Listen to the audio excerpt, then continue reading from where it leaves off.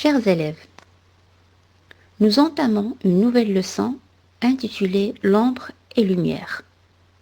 Cette leçon a pour but savoir qu'une ombre nécessite une source lumineuse, reconnaître l'objet opaque et l'objet transparent.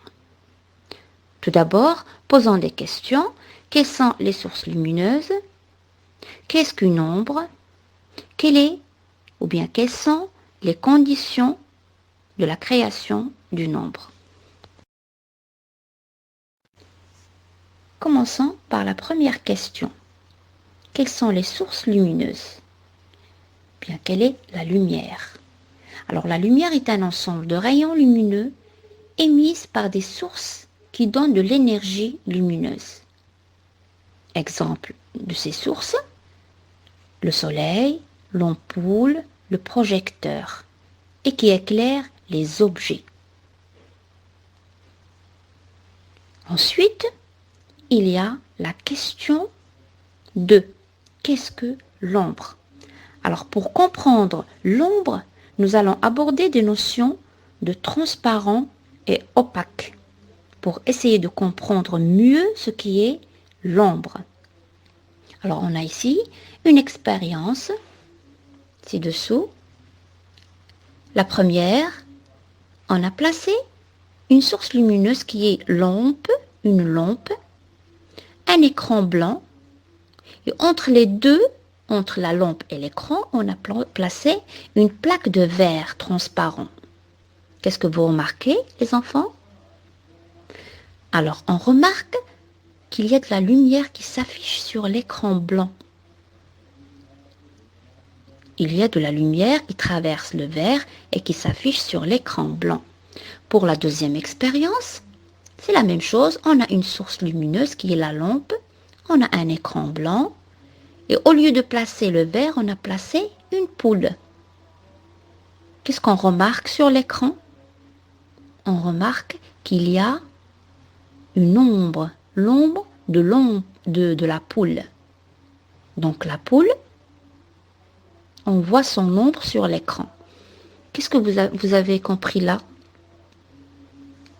Qu'est-ce que vous avez conclu?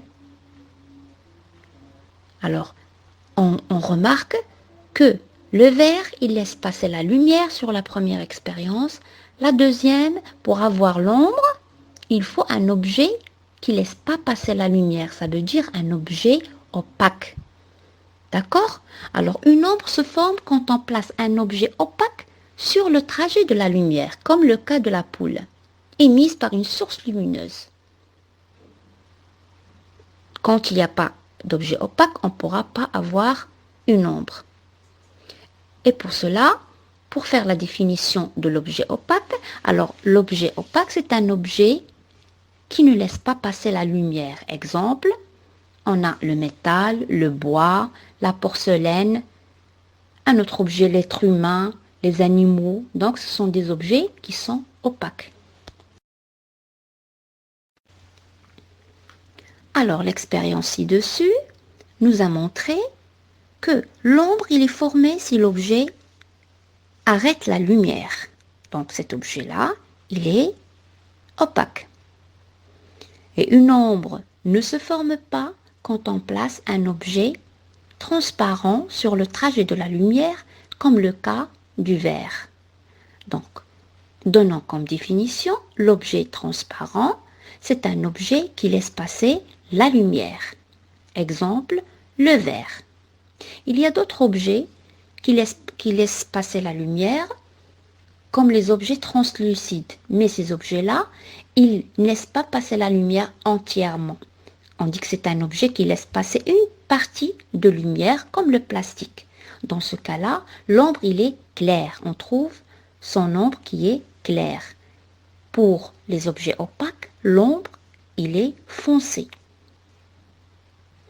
Enfin, passons aux conditions de création de l'ombre.